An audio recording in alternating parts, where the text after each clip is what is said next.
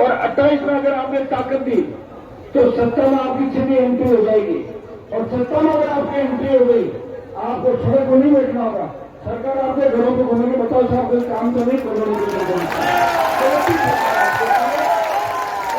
सरकार का मुखिया है जिसकी आंख के इशारे से सिस्टम मिले, या तो भजन लाल जी है जो मोदी को श्रद्धांजलि दे रहे थे, तुम क्या तो मैं मोदी जी को श्रद्धांजलि देना चाहता हूं।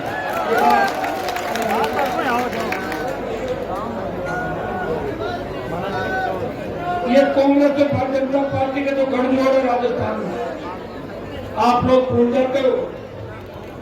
एक बार वोट देते हो बीजेपी को, दोबारा देते हो कांग्रेस को। वैसे आरएलपी को भी आपने 22,000 वोट देंगे आपको दिए थे, लेकिन 22 से काम नहीं चलेगा। ये वोट बढ़ा के 70,000 की तरफ ले जाना, वो ले जाओगे 70,000। ये लड़ाई एक जातीय समाज की नहीं है, ये सर्व समाज की लड़ाई है। राजस्थान की जेलें सुरक्षित नहीं, राजस्थान के आईसीयू के अंदर बच्चों के साथ बलात्कार हो रहे हैं, एम्बुलेंस में बलात्कार हो रहे हैं, हार्डकोर अपराधी पुलिस में गोलियां चला के भाग जाते हैं, पुलिस के जवानों को वो शहीद कर देते हैं। भाइयों, प्रदेश के मुख्यमंत्री को आधी गर्दनवार जेल से धमकियां मिलती है, और भजन लाल जी उन धमकियों को नहीं रोक पा रहे हैं।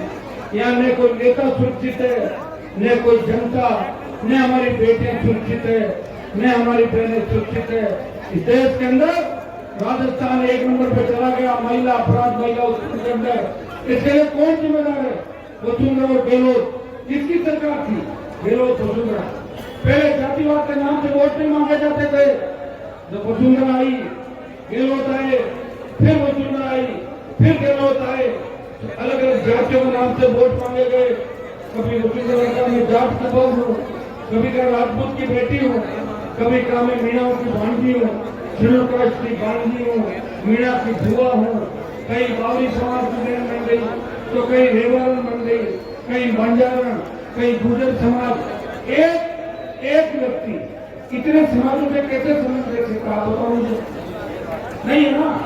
फिर भी राजस्थान की जनता को ठगा वोट लिए, और हमारे जैसे अगर नौजवान लड़ते नहीं तो वसुंधरा फिर सीएम हो जाती राजस्थान में, पता आपको। लेकिन वसुंधरा को नहीं मानने दिया, लेकिन भजन लाल का अवतार हो गया। ये भी गलत हुआ राजस्थान, अच्छा नहीं, क्योंकि उनको कुछ भी बताए, उनको कुछ भी बताएं, उनसे तो पार्टी में कहने वाला बच्चा भी होशियार है। और कई बच्चों को कह देते हैं तुम भजन लाल जैसे हो, कह रहा है तो मुझे कुछ भी कह दो, लेकिन मेरी तुलना भजन लाल से मत करो। तो ऐसा मुख्यमंत्री इस राजस्थान को देखने को मिलेगा, मैंने तो कभी सपने में नहीं सोचा। और बीजेपी को तमाम नेताओं को राजनीति छोड़नी चाहिए, तो पोस्ट में बड़ी बड़ी फोटो लगा के अपने आप को सीएम का दावेदार कह रहे थे।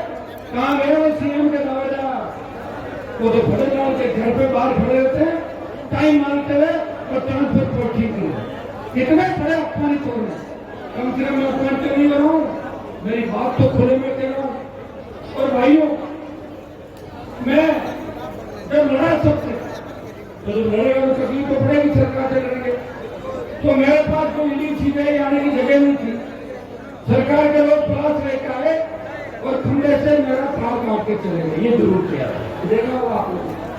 पैसा भी ले लिया, बात से चोरी छुपा, लेकिन मैंने भी सब मंत्री विधायक के कनेक्शन वापस सही कराया, सारा पैसा जमा कराया, और मेरा कनेक्शन भजन लाल ने काटा है, मैं भजन लाल का कनेक्शन काट दूंगा।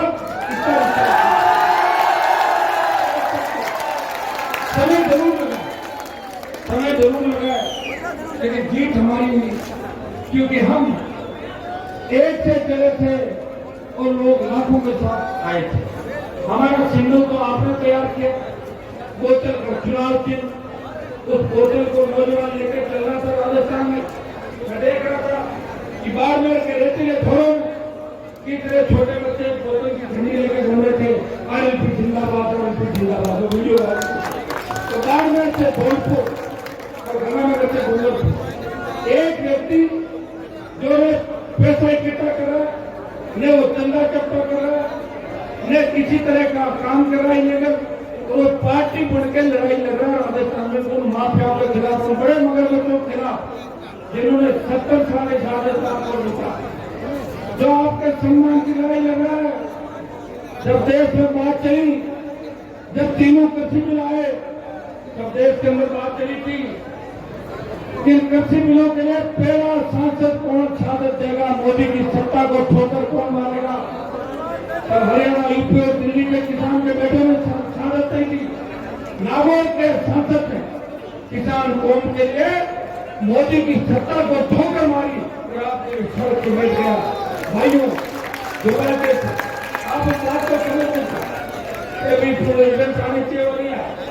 जब सेना को ठेके में दे दिया, एक व्यक्ति आपके लिए बोल रहा था अग्निवीर को साफ करो, और उसकी आवाज कम है कि 25